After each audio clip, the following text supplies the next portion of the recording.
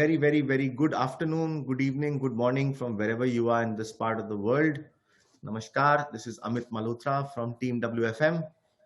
Welcome to today's very interesting session, a little bit different than our other sessions have been. I am so fortunate to be introducing in all the sessions that I'm hosting people I've known who have been creators of some value, who have been creators of some new businesses, who have been creators of absolute differentiation, and many of them have been creators of the most expensive categories, the most expensive products. So with that, I think, if I may not be wrong, and allow me to introduce my dear friend. And also I'm fortunate that all of them are still friends of mine. I wonder how they bear up to me for such a long time, but inshallah, so far so good. With this, I would like to introduce Dr. Prashant Reddy, the Managing Director of Fundamax, a company based out of Europe, and the pioneers in the high pressure laminate side of the business. So I don't want to waste too much time, and I want to go straight to Prashant. Hi Prashant, first of all, welcome. I like the new look. It looks sassy. For other people who know Prashant already, this is Prashant 2.0 or maybe 3.0. I don't know that. But tell me, Prashant, the journey of Fundamax, I think it's about 12, 13 years already. We started in the year 2007. The company was registered mid 2007. Okay. I came on board early 2008. We started our commercial operations since 2009 from Bangalore. The first year of my service was basically, I was hired to run a plant in India. So when I should have come on board, there should have been a plant, and we were supposed to have a JV with one of the largest business conglomerates in India, and my job was to run operations. But then what we realized was that there were two problems. One was the industry viability of the land what we had. So my initial period went in making sure that the plots we had bought were industry viable. In the meantime, we had a relook into the business plan. Uh, Unfortunately, then I would say fortunately now, the business plan given by our JV partner did not live up to the expectations of the investments we had planned. We were really planning a massive investment to the tune of 250 crores those days. I'm talking of 2008. But then the business plan what we got was nowhere nearby, and then we were compared with ACP companies and the price levels of ACP, which made the entire thing an unviable proposition to start with. So what we did is we had to completely relook into our business plan. We decided to move out of Mumbai, Pune, and then finally we thought we will start in Bangalore, because Bangalore was and will remain a architectural hub. We have a lot of architects passing out of colleges here, and we have fantastic architects based out of Bangalore, which those days Pune could not offer, and Mumbai was too expensive, and with these high-rise buildings with less of exterior possibility. Either it should have been Delhi or Bangalore. We started in Bangalore, and no looking back from there. What we did was we said we will first create the market, and then the production plan can always follow. You have the market, then the rest is easier. We even have the blueprint for setting up the plant, which can start tomorrow when we had the need. So that is how the journey began, and today we are a happy, proud company. Of course, we can do much better. We operate in one of the largest markets. Yes, it's a price-sensitive market, but then keep creating awareness, keep educating people about sustainable products, and then I don't think we have to look back. So I would like to kind of share a small story from a company called Aluko Bond, and the head of that business for Asia was, I guess he's still there, a gentleman called Ian Flyerman. And I hope he's doing well, and say hi. And I remember meeting him in Sri Lanka once during a show in 2003 or 4, I don't remember exactly. And he said to me, you know what, whenever we come into any market in Asia or anywhere in the world, mostly, we come in first 5 years, we have a dream run. We sell a lot. We educate the whole industry about this subject is composite panel. And then we vanish for almost 8 to 10 years because there is so much of cheap, I won't use the word cheap, but so much of competition coming in with all kinds of products. We hardly remain in the market. We remain as a name, but not as a sale. And then we bounce back after 7, 8 years of not being really present into full-blown aspect. Would that same thing be relevant for Fundamax in terms of the first 5 years of sales or business development, and then let's say at a price point level, if you are at 3x of what is ever available in the market, is that right to say 2x, 3x in terms of price point parity?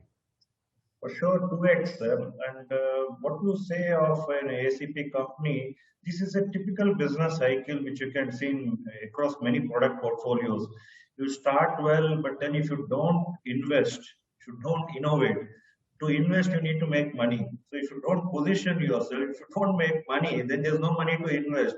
And most important, if you don't innovate and if you don't differentiate, then you're lost. And we have at least during this entire tenure, what I remember, we have always been operating in this VUCA world. When I came on board, it was 2008 when we had this financial crisis, and then I'm no longer surprised to any crisis. Okay, COVID is something new, but this is a different approach to it. When we have complete lockdown, then we have a different approach. But leaving this aside, the market challenges have been quite uncertain, volatile, and I've learned to deal with them. See, if you're prepared for the surprises, then you're able to manage it. We have always we have been a very agile company. We have been an adult and agile company. We have been evolving. There has been no fixed strategy. Our strategy keeps getting evolved, and we are quite agile on this front. We are prepared for this short-term challenges as well as long-term challenges, and this agility has helped us to be a successful brand today. How do you, I mean, leave aside the bullshit in terms of marketing, but in terms of real differentiation, how do you differentiate a Fundermax product to any other product in the market? Firstly, we don't sell as a commodity at all, which I would say everybody else is selling it like a commodity. So they don't care whether whom they sold, where they have sold, what application it has happened, and finally, where is the product today? Nobody knows it. We know each and every square meter of a panel to whom we have sold and how it has been applied. We know the architect was specified. We know the consultant we work with. We know the applicator. And at some point of time, repeatedly, my team would have regularly visited those projects, and we know the performance of the product till date. How does that help? See, we have a complete ownership. We don't want to sell and forget it. We are not basically selling a product. We are working on those beautiful projects. So if you ask me, what have you sold? We have sold beautiful projects. I wouldn't sell a square meter or I wouldn't put a value to it. I would say we have delivered 13,000 beautiful projects till date. So it's not a square meter or the turnover what we have achieved. So let's say fast forward, there is on one side the industry is just selling, and you are selling experiences and a continued happy experience for your customers. And so do you think that the business that you've repeated from most of your clients is because of this whole aspect of KYC, knowing your customer, knowing his requirement, working around with it, and eventually the customer realizes that he's paying for value, not just money? Absolutely. This is how it operates. We know our customers. We have very good testimonials. We have repeat business. We have referral business. And the still urge from a lot of customers to one day use Fundermax for their project still remains. We still are an inspiring product for them, and if not a large application, they would like to at least use for a smaller application like Gate. So we are among the wish list of every consumer that they should have a piece of Fundermax on their project. So you're like the Rolls Royce or the Bentley that must want to have at least a. I may disagree here because it would definitely be not my wish to have a Bentley or Rolls Royce. But if it would be my opinion that I would prefer to go a Toyota way. We offer value for money. It's a trusted product. People like to come back, buy. The maintenance costs are low, and it is proven product. I don't have to bother about it, or I don't have to go and check elsewhere. So going forward, and I'm just taking back for Indian market. So yeah. We have different positioning in different parts of the world. For India, I would compare ourselves with the Toyota model. So if I were to ask that question again in terms of what's the idea now forward, manufacturing in India is looking at as a forward recipe as well, as you mentioned in 2008 that you were planning?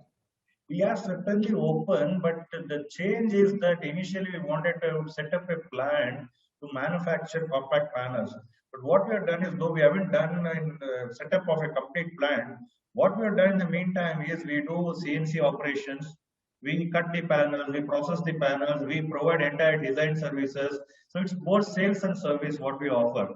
Except that we don't manufacture the panel in India, the rest of the substructure part, design part is completely sourced in India. So So that that, Atmanirbhar Bharat, we are doing at least 55% of that is processed in India of the total value. so would you think that by manufacturing in India, that gives you any additional edge in savings to the final customer? Not really, not really. If that was the case, we would have also rushed it up a little bit.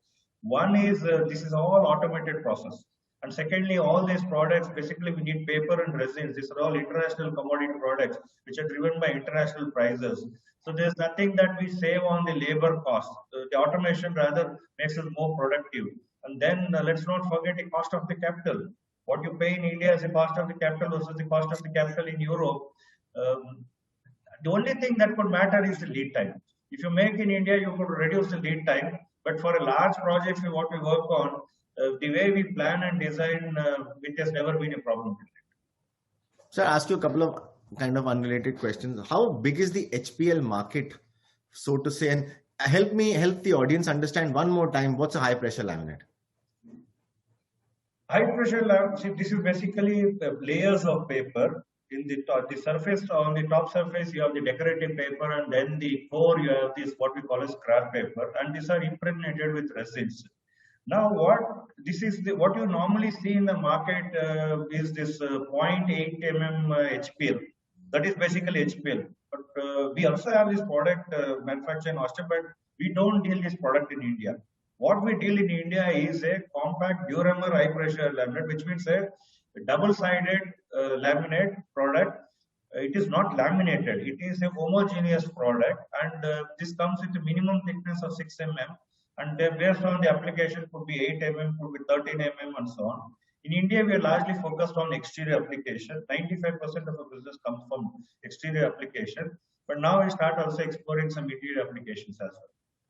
So does it complement ACP? Does it compete with ACP? I guess it can complement every cladding product which is available. It can coexist with glass, ACP, stone, tile, metal cladding. It can coexist. It's purely based on the design intent. So would you like to, like you must have done enough market research in terms of the size of this HPL market, in terms of Indian market, do you think you have a number? I wouldn't say HPL market. I would rather say the total size of the cladding industry could be not less than 100 million meter square. 100 million meter square it's a really large potential, but then you will have to look at where do you want to position yourself, because it's still a price-driven market. So it's big enough for a lot of players to get in. So it's anywhere, if I'm just putting a maths together, it could be anything between a $2 billion to a $5 billion market. Yes. So that's a big enough market, and so many people entered. Could be even larger. Could be even larger if I were to take the glass. Because if I were to just take the glass application is quite a lot. I would still say nearly 40 to 50% is glass. Correct. But that is likely to remain, I guess. It's a growing market. See, what is happening is the quality of civil construction is very poor of late. So everybody wants to dress it up. And the only way you can dress it up is you have to clad the building. And then all the defects you see, it's not only the unevenness or the porosity there or a bad workmanship. You make the building safer by cladding, and functionally and aesthetically also looks better. So make a lean becoming a necessity. It's originally, if you look at in the western part of the world, people clad the commercial buildings for thermal efficiency. But in India, the way it has started is people clad the building for basically aesthetics and lesser functional. But of late, it is becoming a functional necessity as well. Also, hiding the inefficiencies. You can say so, but this is a problem with the skill of the labor, the scale which the industry has grown. Unfortunately, we have not been able to skill the people, especially with this migrant crisis, that we do not have a consistency there. People come, go. So today, a person could be a carpenter, tomorrow it doesn't mind being a plumber. For him, it's just about employment, but we need more of expertise here. So going forward, next, let's say, could you tell me a little bit more about this Inspire 2028, please? Because I've been seeing it now, and I thought it might as well ask you a question about it. This is a project what we are working globally, where we started, in fact, in 2018, that we wanted to make a 10-year plan of where we want to see Fundamax globally. And this is a project what is work in progress. We are trying to position ourselves into 2028 that where we want to be, how we want to be in terms of the markets, products, in terms of the how we are perceived as. So it's about the people, it's about the overall organization. It's largely about design and innovation. It's also to be customer centric. So a lot of things are all related to this. And how, what are you doing about digital intervention, innovation in technology going forward in time? At this moment, digital is more in terms of the design, digital is more in terms of technical, digital is more in terms of marketing. And we are aligned to the requirements of the market. We are taking one step at a time. Especially this COVID has also slowed down a lot of things. But what we have learned is that the COVID has allowed a lot more of digital expansion than ever before. Right. Sorry, could you repeat that, please? During this COVID times, we have seen a lot more digital expansion than ever before.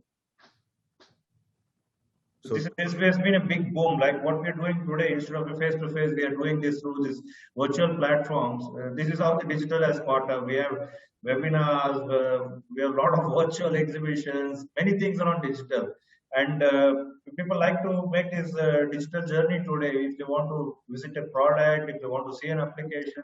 So it's a big transformation. And yes, we have to be really geared up because now it's moved to a different platform. So we now have to really gear up that what would the customer be looking forward as we move ahead. So are you looking at also adding new products to your portfolio going forward in time? This is a continuous process. See, we don't bring products just for the sake of bringing it. We bring products what we feel the customer or a consumer should have. We would like to give them the new experience. We want them to gain from the benefits of this new product. This is always a continuous process. We don't have this calendar cycle that every 4th year or second year we have to roll out something. Innovation is an ongoing process at Fundamax, and then we look at the market needs and we try to roll out products to address the consumer needs. Basically, we want to offer solutions to their challenge, their problems, to protect their buildings or to from our applications to make their lives more easier and convenient and safer too. So just for the sake, fire retardant products to make their buildings more safer as well. So in terms of maybe this is a regular sales story that your team must be doing on a daily basis in terms of telling our audience and people who will be watching later perhaps, okay, after having 14 years in the market, and I guess Fundamax is as old as 35 plus years in the world around. It's a 125-year-old company. Wow. So it's a legendary. Having said that, coming from your experience of 14 years in this industry, in this company itself, what's the, leave the brand and the price aside, what's the most important 3 factors which you should look at for a cladding material such as yours while making a selection? Like the 3 very important. Sustainability, sustainability, sustainability. I would repeat all 3 are sustainability, because unless we define that what we are paying is for what life or what application, I don't think we have been able to address it. So I would merely say there's one single word, it's sustainability. If my requirement is for 6 months or 6 years or 60 years, I have to be clear, and then I have to look for something like that. And when I mean sustainability, it is not only the product, it's also the services. See, it's not a company that you import a product from somewhere and tomorrow you have a problem, you don't know where to look for, and then you are at a loss. We are here, we are a registered company in India. We have a full setup here. We have a team of 44 business partners. Fundamax itself has a team of 20 plus people today. And it's largely 90% of them are all engineering background, technically sound. And we offer solutions. We don't want to sell products. We want to offer solutions, complete solutions. So going forward, let's say by using the And let me just interject a little bit about the community is what we intend to create with brands and great people like yourself, Prashant, is to be able to create a community of influence, is to create a community of awareness, is to create a community of standards where we want to bring only the best of the best products uh, being talked about in the community, where a brand can talk about products, projects, success stories, new innovations. And we are opening up something which is unique to this industry. We are opening up something called as, I guess I don't want to assimilarize this to any other of the music podcast of the world, but something internal podcast where architects, specifiers, promoters can actually anytime blog in a product they have used, a project they have used on, and talk about it, in the sense of making sure that the clients can also get a free testimonial, ability to give out a testimonial on a product or a project or anything they've done. So our intent is to create a community where people can talk about, you have a lot of social media platforms, but we are very specifically to this sorry, facade and fenestration industry, to create a spiral around it and become the voice of this industry in the long shot. I don't want to give it a life, but I want to give it the next few years to be able to create that platform. So having said that, your experience in 14 years, to summarize in a few words, in your, I guess you had an up curve, some down curve, and up curve, which is normal, not a W, but maybe like a U. How has it been? Fortunately for us, it's always been a curve going up, except for the last COVID year. We have been a profitably growing company since inception. We have been fortunate there. That has allowed us to reinvest back into the business and innovate as well. We have had a fantastic journey till now, even during COVID. Initially, we had some problems, but then we could overcome. We recovered very well at the end of the year, and already we begin the year 2021 on a very good note. So our journey has now been very positive, very constructive. We have been able to deliver to the market potential. We are a growing company, profitably growing company. I'm proud to say that we are a profitably growing company. I'm touching wood at the same time as you're speaking, Prashant, but at the same time, the if I were to just summarize the last half an hour of our discussion, has essentially been build a brand sustainably, sustainability being a key feature for your customers in terms of their buying decisions, have more repeat customers. So last couple of questions. Do you have any favorite project that Funderwax has been used on that you would like to talk about, or in a set of favorite projects? I'm sure all are good in a way. You said 13,000 projects, but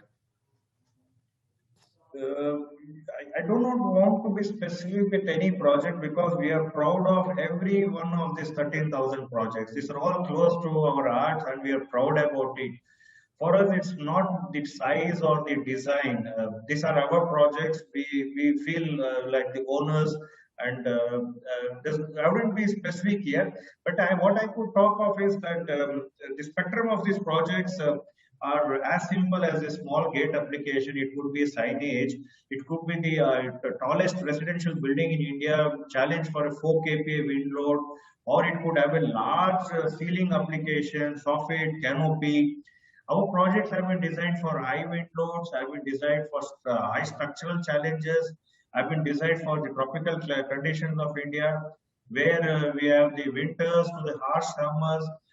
So we have been able to take all of that. What our journey started with small residential projects, and today we are doing as large projects like an IT park and so on. So this has covered all of it. The design is always like the Photomatch has this tagline that for people you create. So we offer this design freedom to the architects through our products, and they are the creators. So it's basically their design, and we offer our technical competence to work with them and deliver these wow projects. So I wouldn't like to say anything specific because I would be doing injustice to the rest of the projects. I would like to own all these 13,000 plus projects and remain there. yeah, I understand your non-bias or bias towards one or the other. But with that, a last wrap up thought going forward in time, with your Inspire 28 and the next 3 to 4 years going forward, uh, what is the sign for the industry and what is the sign for Fundamax? The industry post-COVID has started recovering. this is really a good sign. But what we see is that we are moving more towards affordable housing, which is actually the need of the hour. A lot of people need housing, and basically it has to be affordable housing. This would mean lesser opportunities for premium products. So we will have to increase our application portfolio. We are also diversifying into interior applications like cubicles, restroom cubicles. We are looking at other furniture prospects here as well. So this will allow us to continue growing and keep looking for new market opportunities. Industry, I think we have reached the bottom. With this COVID, it can only come back. It can only come back, and we already see these blue shoots. It's already showing a very good growth trajectory coming back. So we are very optimistic. And would you also be looking at products which are priced a little differently, more competitive to the other application areas? We are not a cost plus driven product positioning we have. It is purely value based positioning we have. We cannot compromise on the quality in any sense. What we have been able to do is we have been able to optimize our costs and pass on this benefit. So we have one of the challenges what we face is the currency volatility. The rupee continues to be depreciating against the global currencies. So most of these costs escalations are driven by this exchange risk, and not because that we want to have higher margin or so. And time to time we have to pass on these costs. We can't hold on. And the formula is simple. If you don't make money, you can't invest. But if you can't invest and if you can't innovate, then I don't think the company will last long. So success for the secret for success for any company is that they have to make reasonable money and they have to invest back into the market. They have continued innovation, so that is how it becomes sustainable. Most importantly, the positioning of the brand is equally important. How do you perceive, let's say, to be unbiased, how do you perceive that the architect and the specifier and the developer look at Fundabax? What is your perception? They would love to use this product in every project if they can, but they are also bound by the budgets, and then they are trying to fit in that. This is my experience with my interaction with thousands of architect friends that they would like to use Fundamax in every project if they can. But unfortunately, they have to operate based on the budgets and also the design intent. So it is there. Initially, when we started the company, we wanted the preferred architectural brand. I can tell you after this 13 years journey, we are the preferred architectural brand. Excellent. So what's the last message that you would like to tell your customers and final customers who have used your products over the last 13 years? I would like to thank them all. Without their trust on us, without their belief in us, we wouldn't have had this fantastic journey. And because of the trust and support they have been able to extend, we will continue this journey of bringing in the best products of the world for the Indian consumer. I think the Indian consumers should get the best of the products in the world, and we should not compromise even for the second best. They should have the very best in the world. And this is something which we promise that we continue to bring those best of the products and services to the Indian market. So, ladies and gentlemen, you heard the man, the brand maker, the brand builder, the head of Fundamax in India, and is only one very pertinent message which I would be able to capture and present to all of you: sustainability. When you want to buy the right cladding material, look at sustainability. It reminds me of that movie, Entertainment. Maybe it's a takeoff from there. But having said that, Prashant, thank you very much for your time. Thank you for sharing your insights. Thank you for being very straight in terms of what your goals are. You're not trying to create more cost competitive solutions. You're trying to create more innovative solutions. And I love the fact that when you say the architects would love to use you if they can. I think I know the wish list. This is like a wish list thing.